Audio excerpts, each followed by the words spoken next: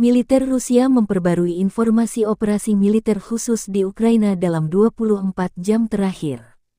Juru bicara militer Rusia Letnan Jenderal Igor Konashenkov, tanggal 16 Desember melansir terjadi kontak senjata kembali di arah Kupiansk.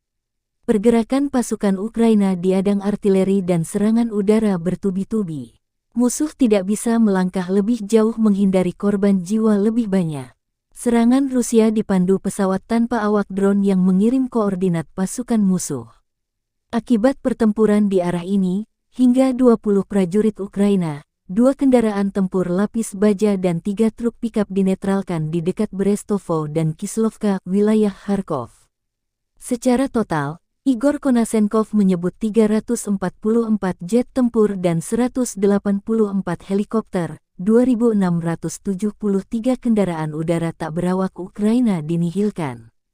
Termasuk 396 sistem rudal pertahanan udara, 7.134 tank dan kendaraan tempur lapis baja lainnya. Juga 931 kendaraan tempur yang dilengkapi dengan MLRS, 3.689 meriam dan mortir artileri lapangan, serta 7.625 unit militer khusus dan perangkat keras dihancurkan selama operasi militer khusus, kata Konashenkov. Dari kubu Kiev, Kementerian Pertahanan Ukraina melansir 420 prajurit Rusia tewas dalam 24 jam terakhir. Termasuk 5 tank dan 6 kendaraan tempur. Angkatan bersenjata Ukraina juga mengklaim menembak jatuh 61 rudal jarak jauh dalam serangan besar-besaran terbaru Rusia di sejumlah wilayah. Secara total, Kiev mengklaim 97.690 prajurit Rusia tewas sejak awal operasi.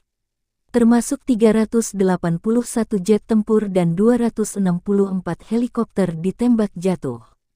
Presiden Ukraina Volodymyr Zelensky menyebut sistem pertahanan udara Ukraina bekerja efektif dalam serangan terbaru Rusia.